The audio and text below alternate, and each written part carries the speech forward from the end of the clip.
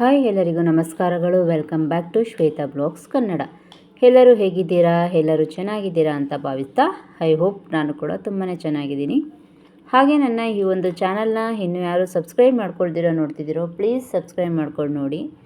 ನನ್ನ ಒಂದು ವಿಡಿಯೋ ಏನಾದರೂ ನಿಮಗೆ ಇಷ್ಟ ಆದರೆ ಪ್ಲೀಸ್ ಒಂದು ಲೈಕ್ ಮಾಡಿ, ಕಮೆಂಟ್ ಮಾಡಿ, ಹಾಗೆ ಫ್ರೆಂಡ್ಸ್ ಆ್ಯಂಡ್ ಫ್ಯಾಮಿಲಿಗೆ ಶೇರ್ ಮಾಡಿ ಅಂತ ತಿಳಿಸ್ತಾ ಈ ಒಂದು ಮಿನಿ ಬ್ಲಾಗ್ ಬುಧವಾರದ ಮಿನಿ ಬ್ಲಾಗ್ ಆಗಿರುತ್ತೆ. ನಿನ್ನೆ ಬುಧವಾರ ಆಗಿರೋದ್ರಿಂದ ಹೊಸ್ತುಡುಕು, ಇನ್ನು ಮಂಗಳವಾರನೇ ಎಲ್ಲರ ಮನೇಲೂ ಹೊಸ್ತುಡುಕಿರುತ್ತೆ. ಬಟ್ ನಾವು ಬುಧವಾರ ಮಾಡ್ಕೊಂಡಿದ್ದೀವಿ.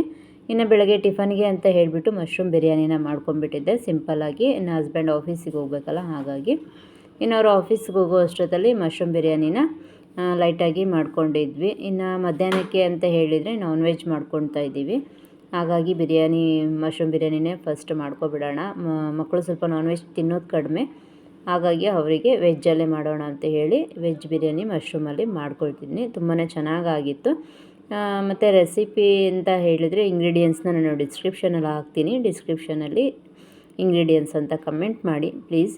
ಹಾಗೆ ಈ ಮಶ್ರೂಮ್ ಬಿರಿಯಾನಿ ಮಾಡ್ಕೊಳ್ಳೋದಂತೂ ತುಂಬಾ ಸುಲಭ, ಹಾಗೆ ಬೇಗನೂ ಸಹಿತ ಆಗುತ್ತೆ. ಯಾವುದೇ ರೀತಿ ಏನು ಮಸಾಲೆ ಲೈಟಾಗಿ ಹಾಕ್ಕೊಂಡ್ರೆ ತುಂಬಾ ಬೇಗನೆ ಆಗುತ್ತೆ ಸುಲಭವಾಗಿ. ಹಾಗಾಗಿ ನಾನು ಕೂಡ ಬೆಳಗ್ಗೆ ಟಿಫನ್ನಿಗೆ ಅಂತಲೇ ಒಂದು ನಾಟಿ ಸ್ಟೈಲಲ್ಲಿ ಒಂದು ಮಶ್ರೂಮ್ ಬಿರಿಯಾನಿನ ಮಾಡಿಕೊಂಡಿದ್ದೆ. ನಮ್ಮ ಮಕ್ಕಳಿಗಂತೂ ತುಂಬಾ ಇಷ್ಟ ಆಗುತ್ತೆ. ಏಕೆಂದರೆ ನಾನ್ ವೆಜ್ ತಿಂದಿರೋವಂಥ ಮಕ್ಕಳಿಗೆ ಈ ಮಶ್ರೂಮ್ ಬಿರಿಯಾನಿ ಮಾಡಿಕೊಡೋದ್ರಿಂದ ಅವರು ತುಂಬಾ ಇಷ್ಟಪಟ್ಟು ತಿಂತಾರೆ. ನಮ್ಮ ಮನೇಲೂ ಅಷ್ಟೇ ಹುಡುಗರಿಗೆ ಈ ಮಶ್ರೂಮ್ ಬಿರಿಯಾನಿ ಅಂದರೆ ತುಂಬಾ ಇಷ್ಟ. ಇನ್ನು ಫೈನಲಿ ಎಲ್ಲ ಆದಮೇಲೆ ಲಿಡ್ ಕ್ಲೋಸ್ ಮಾಡಿ ಒಂದು ವಿಜಿಲ್ ಕೂಗಿಸಿದ್ರೆ ರೆಡಿ ಆಗಿದೆ ಮಶ್ರೂಮ್ ಬಿರಿಯಾನಿ. ತುಂಬಾ ಚೆನ್ನಾಗಿ ಸಹಿತ ಆಗಿತ್ತು. ಇವತ್ತಿನ ಟಿಫನ್ ಸಹಿತ ಅದೇ ಆಗಿದೆ. ಇನ್ನು ನಾನ್ ವೆಜ್ ಅಂದಮೇಲೆ ನಾನ್ ವೆಜ್ ಮಾಡ್ಕೊಳ್ಳೋಕ್ಕಿಂತ ಮುಂಚೆ ಒಂದು ಸ್ವೀಟ್ ಮಾಡ್ಕೊಳ್ಳೋಣ, ಮಕ್ಕಳಿಗೆ ಇಷ್ಟ ಆಗುತ್ತೆ. ಇನ್ನು ಬಿಸಿಲು ಕೂಡ ಜಾಸ್ತಿ ಇದೆ ಅಂತ ಹೇಳಿಬಿಟ್ಟು ಇಲ್ಲಿ ನಾನು ಸಬ್ಬಕ್ಕಿ ಪಾಯಸನ ಮಾಡ್ಕೊಳ್ತಾ ಇದ್ದೀನಿ. ನಾನು ಒಂದು ಸಬ್ಬಕ್ಕಿನ ಒಂದು ಅರ್ಧ ಗಂಟೆ ಮುಂಚೆನೇ ನೆನೆಸಿಟ್ಕೊಂಡಿದ್ದೀನಿ. ಇನ್ನು ಒಂದು ಪಾತ್ರೆಗೆ ಸ್ವಲ್ಪ ತುಪ್ಪನ ಹಾಕ್ಬಿಟ್ಟು ಎಲ್ಲ ಥರ ಡ್ರೈ ಫ್ರೂಟ್ಸ್ನೂ ಹಾಕಿ ಚೆನ್ನಾಗಿ ಹುರ್ಕೊಂಡಿದ್ದಾಗಿದ್ದಾದಮೇಲೆ ಏನು ಸಬ್ಬಕ್ಕಿ ನೆನೆಸಿಟ್ಕೊಂಡಿದ್ನಲ್ಲ ಅದನ್ನು ಸಹಿತ ಹಾಕ್ಕೊಂಡು ಚೆನ್ನಾಗಿ ಒಂದು 2 ನಿಮಿಷ ಫ್ರೈ ಮಾಡ್ಕೊಬಿಟ್ರೆ ಅದು ಕಲರ್ ಕೂಡ ಚೇಂಜ್ ಆಗುತ್ತೆ, ಜೆಲ್ಲಿ ಟೈಪಲ್ಲಿ ಬರುತ್ತೆ. ತುಂಬಾ ಚೆನ್ನಾಗಿರುತ್ತೆ.